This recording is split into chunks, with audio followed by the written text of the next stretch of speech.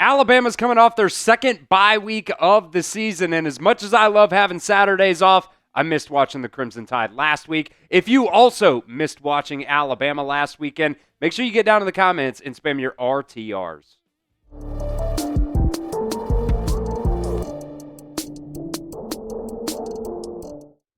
What's going on, Alabama fans? Chris Daughtery here with the Alabama Football Report by Chat Sports. And coming up on today's show, we are breaking down this matchup between Alabama and LSU. Week 11 SEC matchup here. The Crimson Tide are now 10-point favorites in this matchup after LSU ended up firing Kelley. I think they were like a 7-point favorite before that firing ended up going down. And now Alabama is a 10-point favorite. This is a night game, by the way, in Bryant-Denny Stadium, 6:30 Central Time kickoff, so I'm sure it's going to be a very electric atmosphere this weekend. Alabama, so far this year, you know what it is, man. They've been getting better and better and better every single week. LSU, still a very dangerous team. They're 5-3 on the season, 2-3 in the SEC. I think that was one of the main reasons why they ended up, firing Kelley. There was the success in the SEC, just was not cutting it. All 3 losses for the Tigers, all coming in SEC play. Going into this game this weekend, LSU will have a new play caller, by the way. So there might be some differences that you see in this game this weekend for that LSU offense. Like we said, so far this year, LSU just, they started off hot. They won their first 4 games of the season. Big win at Clemson. Big win versus Florida. That was a SEC win for them as well. But, Louisiana Tech, Southwest Louisiana, those are, extremely big cupcake games.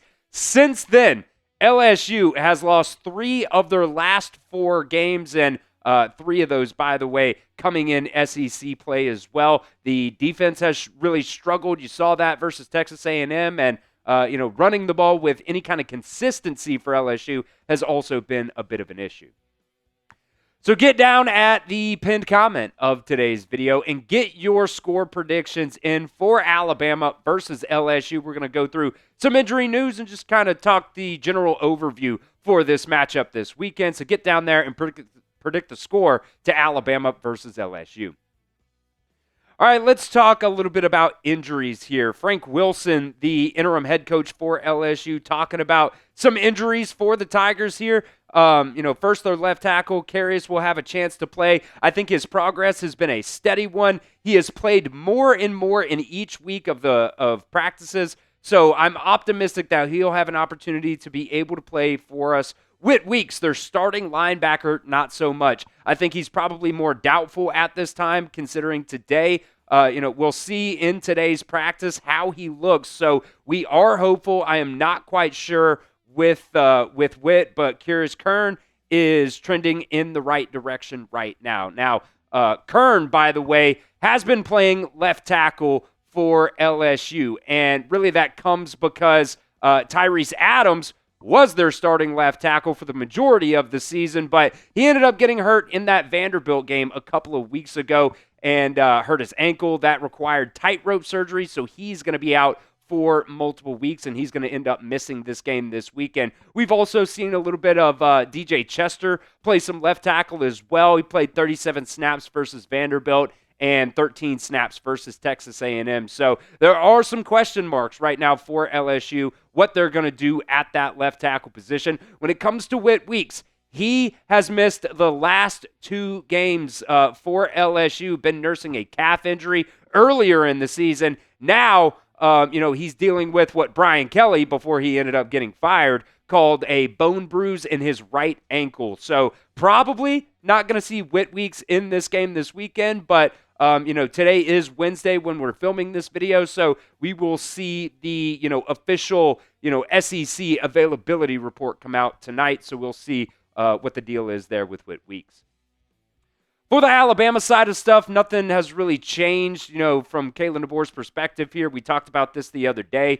Geno Vandermark going to be expected to play in this game. Expected to be good to go for this game anyways. We'll see if he actually ends up playing there at that guard spot, whether it's that left guard or right guard. Seen him play a little bit of both there so far this year for Alabama. Danny Lewis Jr. still kind of day-to-day right now, so we'll see what that injury availability report looks like for him tonight. And then Quay Russaw still going to not be able to play this week, but, Kalen DeBoer does continue to say that, we might end up seeing him sooner rather than later.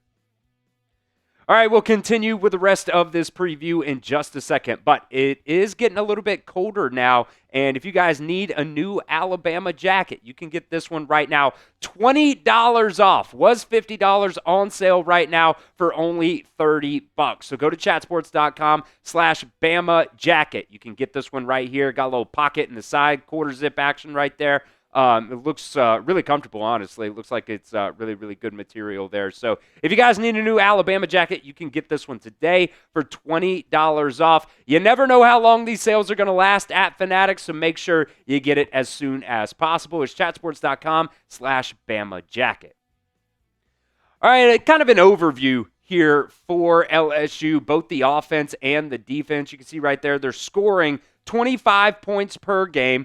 Rushing has kind of been a bit of an issue for LSU. It's been kind of an issue for Alabama, too. Only 106 yards per game for the Tigers. Passing, still doing an okay job there. Third downs, not doing so great in that third down efficiency on offense. Scoring touchdowns in the red zone about 58% of the time. Their defense, however, actually pretty decent when it comes to their scoring defense, giving up 18 points per game there. When it comes to their, rushing, though, it's just not very good at all. Every single game so far this year for LSU, they have got worse and worse and worse when it comes to their rushing defense here. Against Clemson, they only gave up 31 yards. Against Louisiana Tech, 58. Against Florida, 79. The first 4 games of the season, all wins for LSU.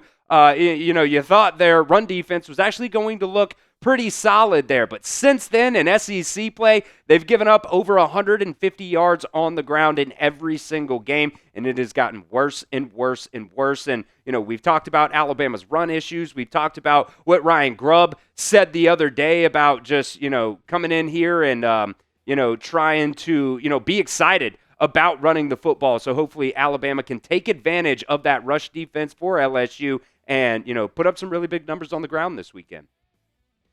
So if you guys have missed our watch parties this year, what are you doing? Come hang out with us on Saturdays. Make sure you guys are subscribed right here to the Alabama Football Report. Live for every single Alabama football game, so do not miss out. We have a lot of fun. Do some beer bongs and stuff like that during the show. So hit that sub button at youtube.com/RollTideTV and come hang out with us on Saturday for Alabama versus LSU. All right, let's take a look at the quarterback battle here as well. You guys know I've talked about Garrett Nussmeier a lot. I think he's overrated at the end of the day. He throws for a lot of yards, but there's just this always, this thing in his head.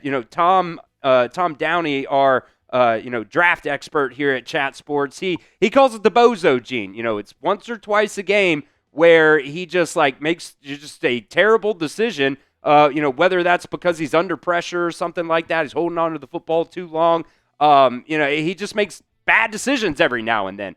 When it comes to Ty Simpson, he doesn't do that often. He hasn't been doing it really a lot this year. He does have that one interception, and, he has had, I don't know if it's necessarily an issue right now yet, but he has fumbled the ball 3 times so far this year. But, I continue to say he's been extremely accurate since that Florida State game. He is playing with a lot of, command in the pocket right now, and he is leading this Alabama offense week after week after week, and there's a reason he's top 3 right now in the Heisman voting betting odds.